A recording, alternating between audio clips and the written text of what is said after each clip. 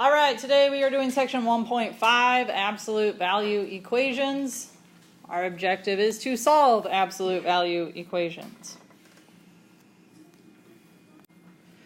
The absolute value of a number is its distance from 0 on the number line, and distance is non-negative, meaning that it is always positive. Good.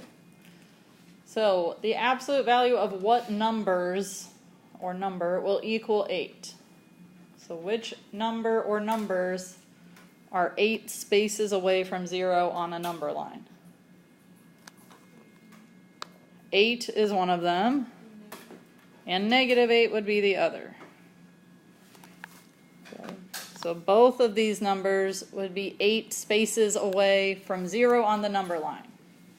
So their absolute value would be 8. Okay. This absolute value equation would look like this. There's an x inside the absolute value bars, and it is set equal to 8.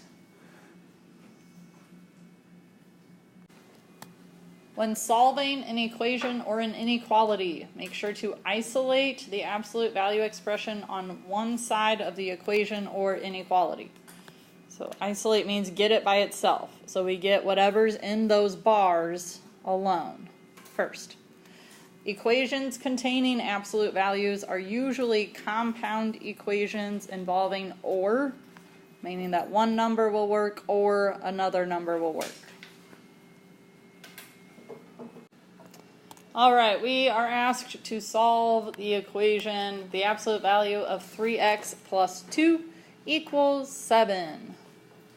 In order to do that, we are going to split this into two different equations.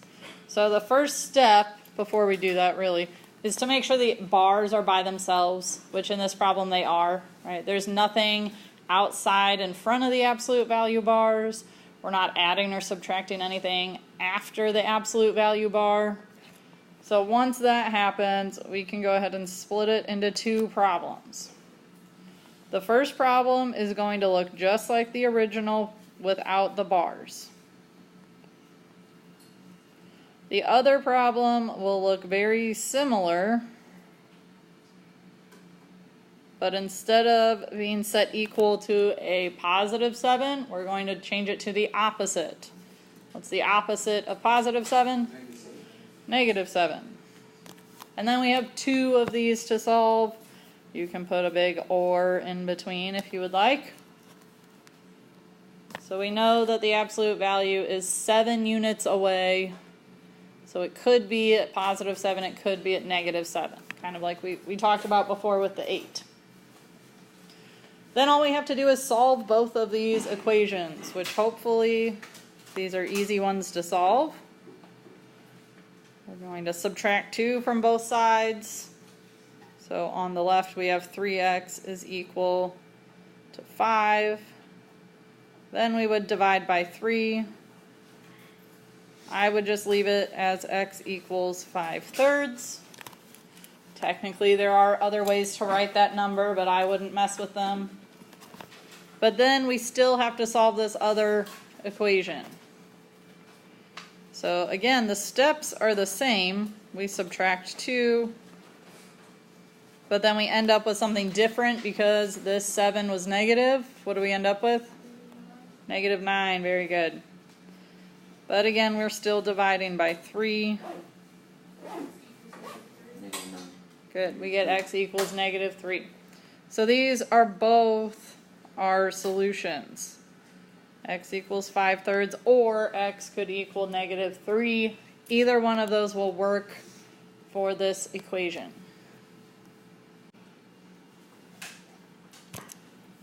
Okay, for number 2, the absolute value of 15 minus 3x is equal to 6.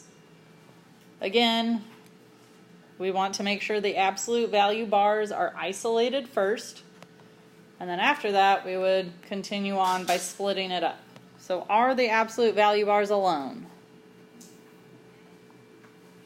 Is there anything out in front or behind the bars? No, so that means that the bars are alone. Okay? If there's nothing in front of or behind them except the equal sign, the bars are alone. So we are ready to split it up. What is one of the equations going to look like? 15 minus 3x equals 6. Very good. 15 minus 3x equals 6. And 15 minus 3x equals negative 6. Wonderful. 15 minus 3x equals negative 6 is our other equation.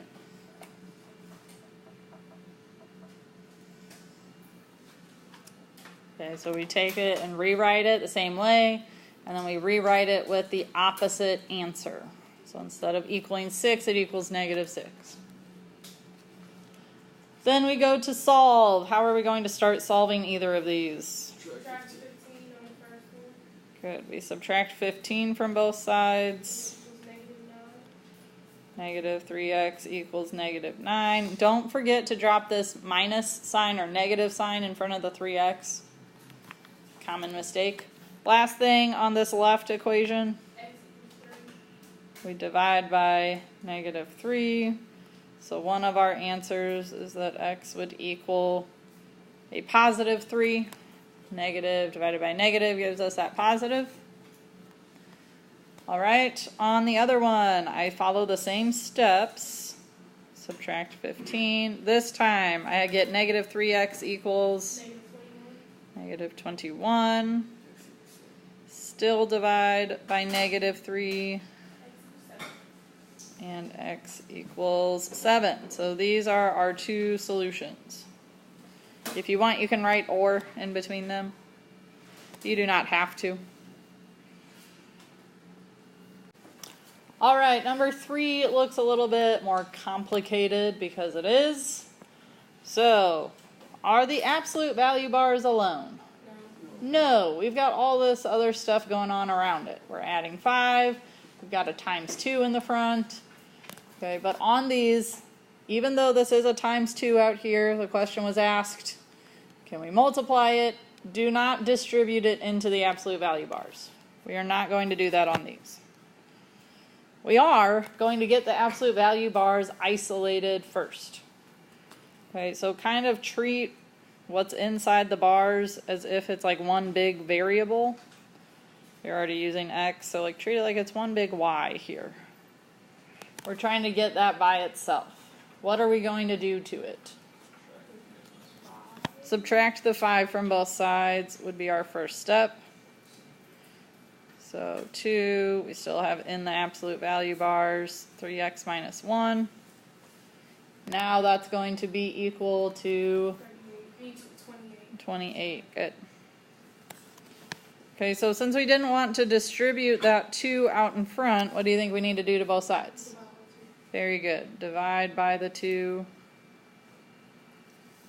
So it cancels out on the left. So we are left with 3x minus 1 inside absolute value bars equals 14. I'm going to recopy that problem up above just so I've got more space to work again.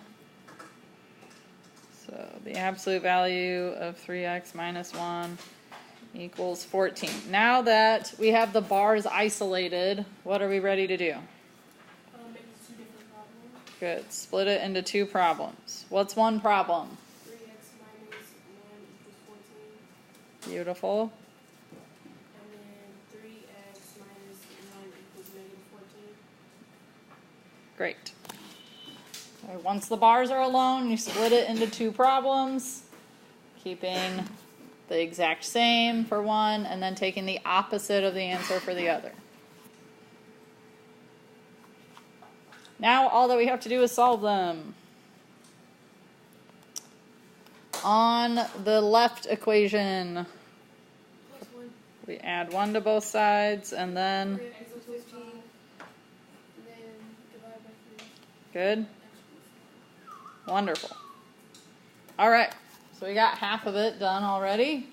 On the other half, our steps of the adding 1 and dividing by 3 are the same. The only thing that's going to be different is our number.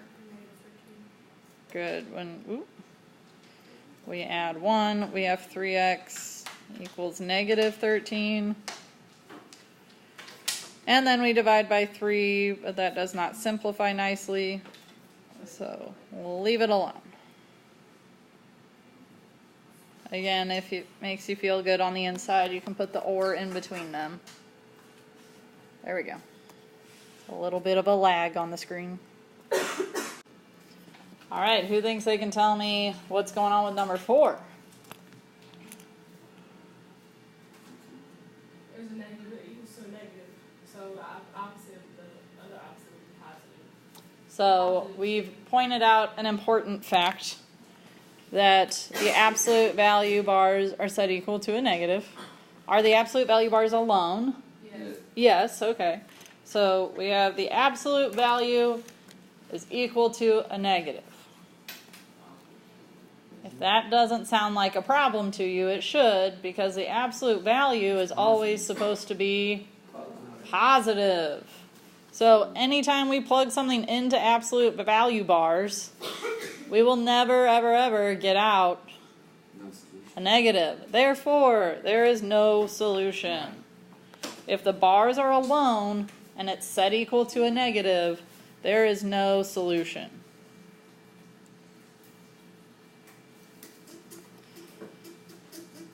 Oh, so you write that down and solve? Right, because absolute value bars cannot equal a negative.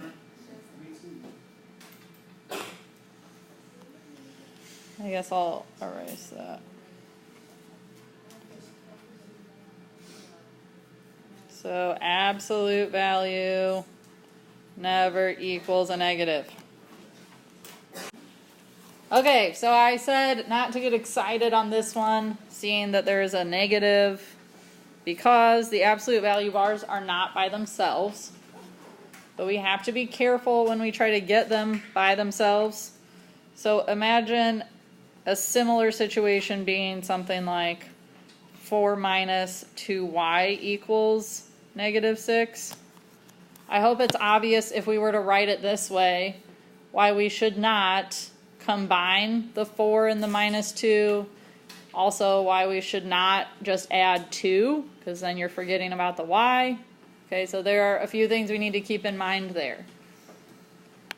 So what we should do, which I've heard some people say, is subtract 4 from both sides, which I like that very much.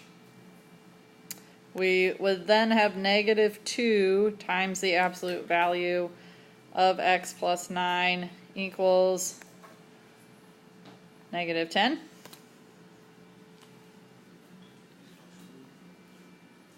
Then, once again, we will not distribute into the bars. Instead, we are going to divide both sides by negative 2.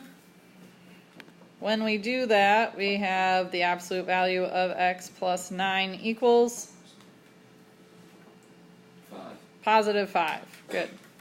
So when we got the bars by themselves, it eliminated the fact that it was set equal to a negative. So now we are able to continue solving it. Okay, to give myself some space, I'm going to again copy my problem up above. Absolute value of x plus 9 equals 5. The bars are alone. It's set equal to a positive. I'm ready to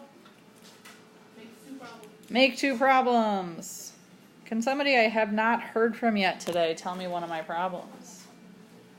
Keaton. X plus 9 equals 5. X plus 9 equals negative 5. Beautiful. I like those very much. Keep it the same. Set one equal to the opposite.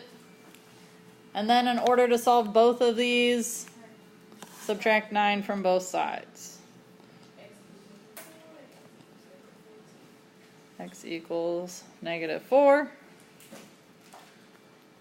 X equals negative 14. Beautiful. Those both are our answers.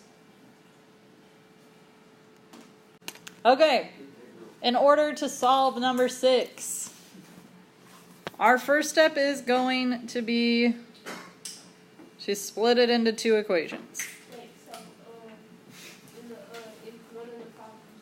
Okay, so one of our equations will stay. So we'll have 3x minus 4 equals negative 4x minus 1. My other one I'll put all the way over here. It would be 3x minus 4. The opposite of this whole entire side is going to be to change both of their signs to be positive. Positive 4x plus 1.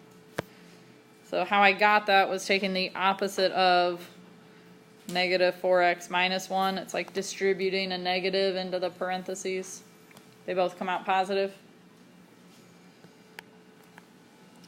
Since I have absolutely no room to work these out, I'm going to white out the page and rewrite them. All right, here are the two equations we said we needed to solve. On the first one, what should I do to both sides? Add the 4x. I like it. Add the 4x. That's not our only option, but it's a good one. So we end up with 7x minus 4 is equal to negative 1. Then add 4. So 7x equals 3, which means x equals 3 over 7. Beautiful. Beautiful to the All right, on the other one, our steps are going to be a little different. What do we do? I added 3x.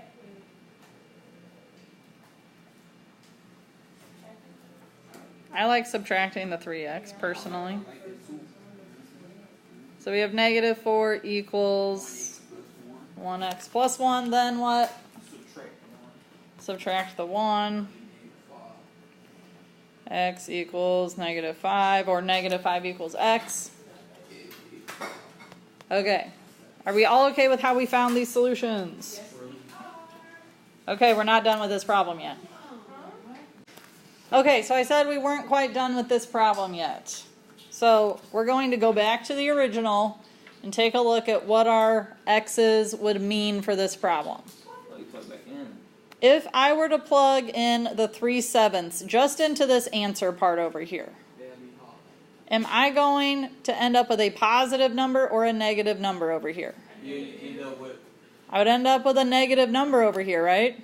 Negative 4 times 3/7 would be some negative number. Then subtract 1 from it, that's still going to be a negative number. So will 3/7 actually work for this? No. Okay, so we will not use 3/7. That's actually not an answer. That's what a couple slides before that we skipped over because they're not in our notes. It calls it an extraneous solution. I like that word. Extraneous or extra. Okay, it's extra. We don't want it. It doesn't actually work. But if we were to check out negative 5, if we plug in negative 4 times negative 5, we get positive. Very good. So if we were to plug in a negative 5 here, we would end up with a positive. And so that's okay. We would leave it alone. The absolute value would equal a positive if our variable is negative 5. So this would be our only true answer for number 6.